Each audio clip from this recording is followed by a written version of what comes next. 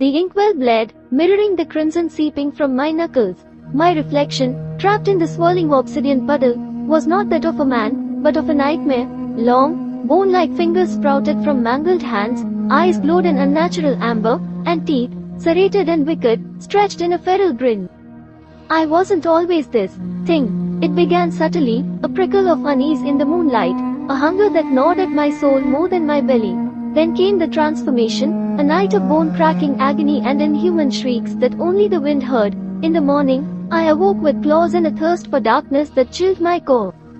At first, I clung to normalcy, suppressing the beast within. I hunted animals, their panicked bleats a macabre lullaby. But the city held a different allure, a siren song of warm blood and flickering street lights. One night the hunger won. A lone drunk stumbling home became my first. The kill was swift, brutal, the metallic tang of iron filling my more perverse euphoria. The horror of what I had become was eclipsed by an insatiable craving. Night after night, I became a shadow, stalking the neon veins of the city, leaving a trail of broken bodies and whispered rumors of the skin taker.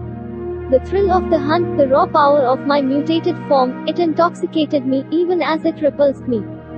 But with each kill, the humanity within died a little more.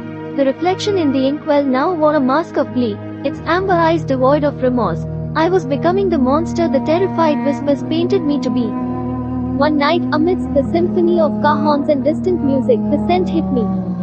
Spicy, metallic, familiar. My mother, a pang of something akin to love, long buried beneath layers of monstrosity, clawed at my soul. I found her alone in her apartment, eyes wide with fear as she recognized the creature standing in her doorway. Her scream tore through me, a melody of anguish that resonated in the hollow caverns of my being. My claws trembled, not with hunger, but with a struggle between beast and man. Tears, burning like acid, stained my fur-matted cheeks. She reached out, not with a weapon, but with a tentative hand. "My son," she whispered, her voice hoarse. In that moment, the monster faltered. The amber eyes flickered, dimmed by a flicker of the boy I once was. The dawn found me curled at her feet, the city sleeping soundly, unaware of the battle fought in the quiet of the night. My claws scraped against the floor, leaving trails of red that mirrored the streaks of sunlight painting the horizon. I am a monster, yes, but within this mangled flesh, somewhere, a sliver of humanity clings on. And as long as that sliver remains, I will fight not to be human, but to be something more. Something that can exist in the liminal space between man and beast, a guardian against the darkness that threatens to consume me. The inkwell dries, the reflection fading.